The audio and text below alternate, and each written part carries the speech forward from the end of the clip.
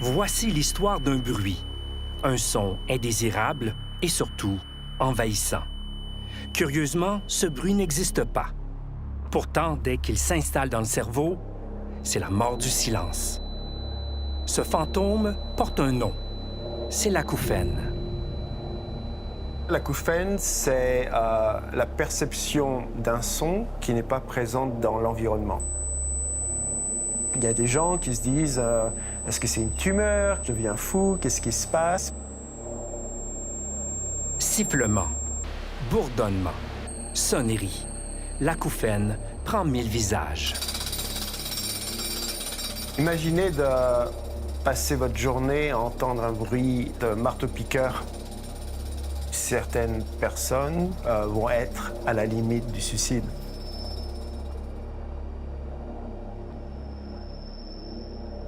Tantôt constant, parfois intermittent, ce bruit reste un mystère. On ne sait pas beaucoup de choses. La vaste majorité des acouphènes, on ne sait pas vraiment s'il y a une maladie sous-jacente à ces acouphènes. On pense que c'est lié à l'âge ou simplement à l'exposition au bruit. Il n'y a pas de solution miracle à ce jour. Boston, États-Unis. Stéphane Maison reste optimiste. D'ailleurs, en 2025, il va démarrer un essai clinique qui pourrait raviver l'espoir. Good morning, Cindy. Good morning.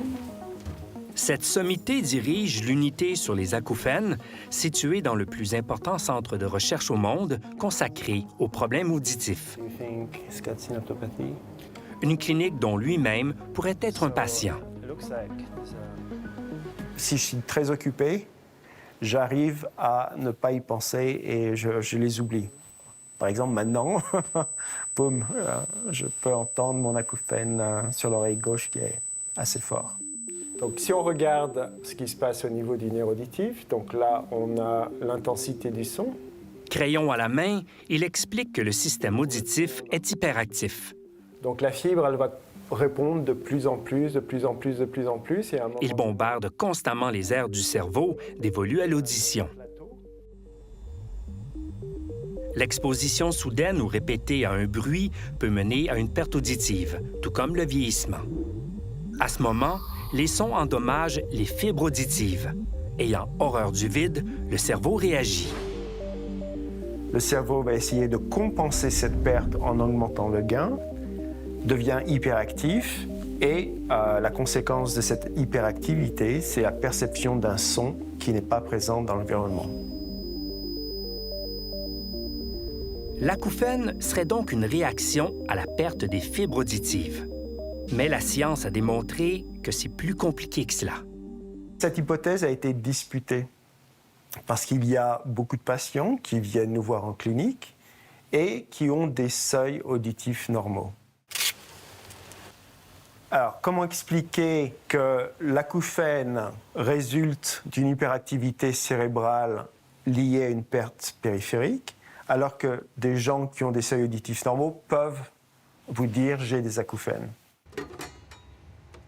On pense qu'on a résolu ce paradoxe avec une découverte qui était très récente. Ça a été découvert en 2009 chez la souris. Ça s'appelle les pertes auditives cachées. Quand le nerf auditif dégénère, tranquillement, la perte auditive s'installe. Au niveau de l'oreille interne, l'élément qui dégénère en premier, avant toute chose, que ce soit lié à l'âge, à l'exposition au bruit ou à plein d'étiologies neurosensorielles, ce sont des fibres du nerf auditif. Les premières fibres affectées sont celles qui perçoivent les sons de forte intensité. Concrètement, il devient difficile de suivre une conversation dans un environnement bruyant. Quand on perd ces fibres auditives, on va perdre cette part de compréhension, d'intelligibilité. Tout ce que vous avez besoin pour pouvoir suivre une conversation dans un milieu tranquille, ce sont les fibres de faible intensité.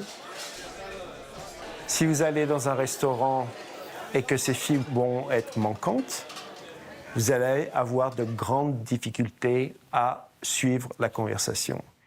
Très bien, est-ce que vous m'entendez? Comment se fait-il que cette perte d'audition ne soit pas détectée lors d'un test auditif? La raison est simple. Le test auditif classique n'est pas conçu pour détecter la perte des sons de forte intensité. C'est-à-dire que le test auditif d'aujourd'hui est complètement insensible à la perte de ces fibres. On mesure le seuil auditif. On mesure la plus petite quantité de son qu'on puisse détecter. Et ce qu'on a observé en mesurant les réponses du nerf auditif, c'est que les patients acouphéniques qui ont des seuils normaux avaient en fait des réponses du nerf auditif qui étaient diminuées par environ 30%. C'est-à-dire qu'on pouvait mettre en évidence que chez les patients acouphéniques avec des seuils normaux, il y avait en effet une perte du nerf auditif.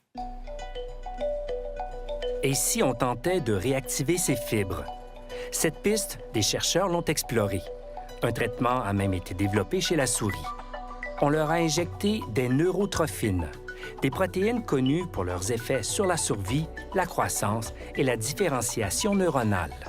Inspiré par ce succès, Stéphane Maison compte aller encore plus loin, en menant dès 2025 un essai clinique chez l'humain.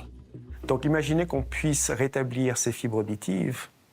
On pourrait peut-être sans doute améliorer la compréhension de la parole dans le bruit, en plus d'adresser peut-être les acouphènes. Please have a seat. Pour l'instant, les solutions thérapeutiques ne sont pas légion. Il y a bien sûr la thérapie cognitivo-comportementale. L'approche permet d'apprendre à mieux gérer l'acouphène. Aussi, on parle de neuromodulation bimodale. Ici, on stimule le cerveau pour atténuer l'acouphène. On y parvient grâce à l'envoi simultané de stimulation auditive et linguale. Et il faut savoir que la perception de l'acouphène et son intensité est très liée au stress. Donc tout ce qu'on peut faire pour pouvoir diminuer le niveau de stress pourra éventuellement aider le patient à avoir une meilleure approche avec les acouphènes. Il y a beaucoup de personnes qui ont du mal à s'endormir parce qu'ils perçoivent ces acouphènes et ça les empêche de pouvoir passer une nuit tranquille, ce qui va augmenter le stress. Et quand on augmente le stress, on augmente la perception des acouphènes. Donc c'est un cercle vicieux. Mais c'est aussi important émotionnellement de pouvoir accepter le fait qu'on ait des acouphènes. Si on réagit moins négativement à la perception des acouphènes, ça peut aussi aider.